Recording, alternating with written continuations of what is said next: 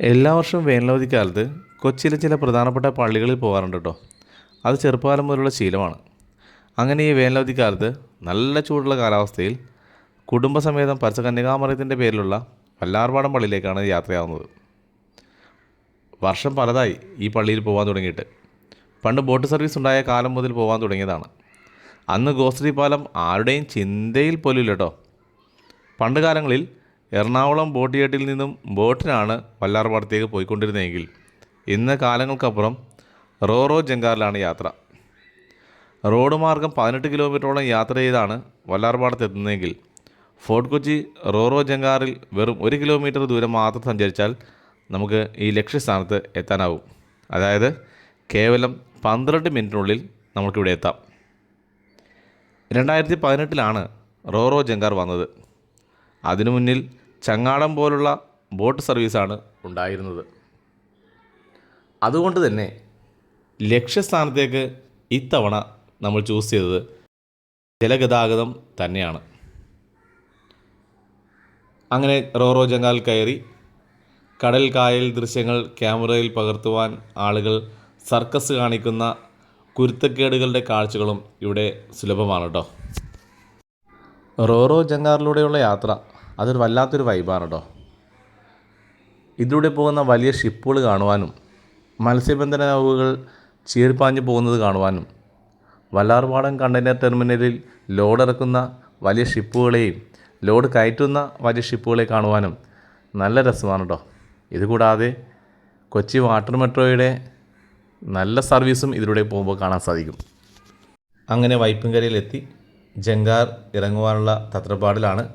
ഓരോ വാഹനങ്ങളും പിറകെ ഒന്നൊന്നായി ജങ്കാറിൽ നിന്നും പുറത്തേക്ക് മാറുകയാണ്. അങ്ങനെ നമ്മൾ മുന്നോട്ട് യാത്ര തുടർന്നു കേട്ടോ. ഗോശ്രീ പാലം കടന്ന് നമ്മുടെ യാത്ര മുന്നോട്ട് നീങ്ങി. വൈപ്പിൻ പ്രദേശത്ത് വഴിയോര കച്ചവടക്കാർ ധാരാളമുണ്ട്. 5 മിനിറ്റ് യാത്ര ചെയ്തപ്പോൾ തന്നെ വല്ലാർപാടം പള്ളിയുടെ ദൃശ്യം നമ്മുടെ കണ്ണിൽ പതിഞ്ഞു. ഒപ്പം വല്ലാർപാടം കണ്ടെയ്നർ ടെർമിനലിൻ്റെ മനോഹരമായ ദൃശ്യവും നമ്മുടെ കണ്ണിൽ പെടുകയുണ്ടായി കേട്ടോ. നമ്മളങ്ങനെ സാവകാശം നമ്മുടെ ലക്ഷ്യസ്ഥാനത്തേക്ക് കുതിച്ചു. അങ്ങനെ വല്ലാർപാടം ബസിലിക്ക പള്ളിയിൽ നമ്മൾ എത്തിച്ചേർന്നു.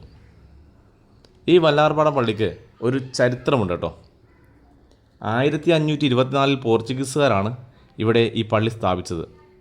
പരിശുദ്ധ കന്യകാമറിയത്തിൻ്റെ പേരിലുള്ള ഏഷ്യയിലെ ആദ്യത്തെ പള്ളിയും ഇതായിരുന്നു. 1676 വെള്ളപ്പൊക്കത്തിൽ ഈ പള്ളി തകർന്നു പോവുകയാണ് ഉണ്ടായത്. പിന്നീടാണ് വിമോചനനാഥയുടെ പേരിലുള്ള നിലവിലുള്ള ദേവാലയം നിർമ്മിച്ചത്. ഈ ദേവാലയത്തിൽ ഒരുപാട് അത്ഭുതങ്ങൾ നടക്കാറുള്ളത് കൊണ്ട് തന്നെ തീർത്ഥാടകരുടെ ഒരു പ്രവാഹം തന്നെ ഇവിടെ ഉണ്ടായിരുന്നു. വല്ലാർപാടം എന്ന സ്ഥലം ഒരു ദ്വീപിലാണ് സ്ഥിതി ചെയ്യുന്നത്. നല്ല പ്രകൃതി രമണീയമായ സ്ഥലം. തീർത്ഥാടകരുടെ കടന്നുവരവ് കൂടിയതുകൊണ്ട് തന്നെ 1951 ഭാരത സർക്കാർ ഈ പള്ളിയെ ഒരു തീർത്ഥാടന കേന്ദ്രമാക്കി ഉയർത്തി. 2002 ഒരു വിനോദസഞ്ചാര കേന്ദ്രമായി ഇത് വളർന്നു. 2004 ആയപ്പോഴേക്കും ഇത് ഒരു ദേശീയ തീർത്ഥാടന കേന്ദ്രമാക്കി ഉയർത്തി. ഇതേ വർഷം തന്നെയാണ് വിശുദ്ധ ജോൺ പോൾ രണ്ടാമൻ മാർപ്പാപ്പ ഈ പള്ളിക്ക് ബസിലിക്ക പദവിയും നൽകിയത്. പണ്ട് 1752 ഒരു ചെറുവഞ്ചി അപകടത്തിൽപ്പെട്ട മീനാക്ഷി അമ്മയും മക്കളും അത്ഭുതകരമായി 3 നാളുകൾക്ക് ശേഷം രക്ഷപ്പെട്ടു. വല്ലാർപാടം പള്ളിയിലെ മാതാവിനോട് പ്രാർത്ഥിച്ചതിന് ഫലമാണ് തങ്ങൾ രക്ഷപ്പെട്ടത് എന്നാണ് മീനാക്ഷി അമ്മ വെളിപ്പെടുത്തിയത്. ശേഷമുള്ള നാളുകളിൽ ഈ മീനാക്ഷി അമ്മ വല്ലാർപാടം പള്ളിയിൽ നിത്യമായി പ്രാർത്ഥിക്കുകയും പള്ളിമുറ്റം ചൂലുപയോഗിച്ച് വൃത്തിയാക്കുകയും ചെയ്തു പോന്നു. ഇതാണ് വല്ലാർപാടം പള്ളിയുടെ ചരിത്രം. നിലവിൽ മോഡിഫൈ ചെയ്ത ഈ പള്ളിയുടെ ഇടതുഭാഗത്ത് ഒരു ലിഫ്റ്റ് ഏർപ്പെടുത്തിയിട്ടുണ്ട്. ഇതിലൂടെ പള്ളിയുടെ മുകൾ ഭാഗത്തേക്ക് നമ്മൾക്കെത്താം. എന്തിനാണ് പള്ളിയുടെ മുകളിലെത്തുന്നത് എന്നല്ലേ നിങ്ങളിപ്പോൾ മനസ്സിൽ ചിന്തിച്ചത്? കൊച്ചിയുടെ മനോഹരമായ ദൃശ്യങ്ങൾ ഇവിടെ നിന്ന് നമുക്ക് കാണുവാൻ സാധിക്കും. കൂടാതെ വല്ലാർപാടം കണ്ടെയ്നർ ടെർമിനലിൻ്റെ പൂർണ്ണമായ ദൃശ്യവും ഇവിടെ കാണാം. കൊച്ചിയുടെ ഹൃദയഭാഗം പൂർണ്ണമായും നമുക്ക് ഇവിടെ മനോഹരമായും കണ്ട് ആസ്വദിക്കുവാൻ സാധിക്കും. കൊച്ചിയുടെ അങ്ങോളം ഇങ്ങോളമുള്ള സുന്ദരമായ കാഴ്ചകൾ കണ്ട് കൊതി തീർക്കാം. Vypin light house, petroleum terminal എന്നിവയും ഇവിടെ നമുക്ക് കാണുവാൻ സാധിക്കും. വല്ലാർപാടം പള്ളിയായ ദൈവമാതാവിൻ്റെ ബസിലിക്കയുടെ ഉയരത്തിൽ നിന്ന് പുറത്തേക്കുള്ള കാഴ്ചകൾ കൊച്ചിയുടെ ഒരു അതിമനോഹരമായ ചിത്രമാണ് നമ്മുടെ കണ്ണിൽ പതിയുന്നത്.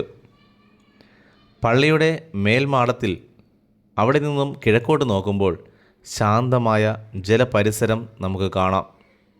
നീലയും പച്ചയും കലർന്ന ആ ജലപാടത്തിലൂടെ ചെറു കപ്പലുകളെയും വലിയ കപ്പലുകളുടെയും മനോഹരമായ ഒരു ചലനത്താളം നമുക്ക് നമ്മുടെ മനസ്സിൽ സൃഷ്ടിക്കാനായിട്ട് സാധിക്കും.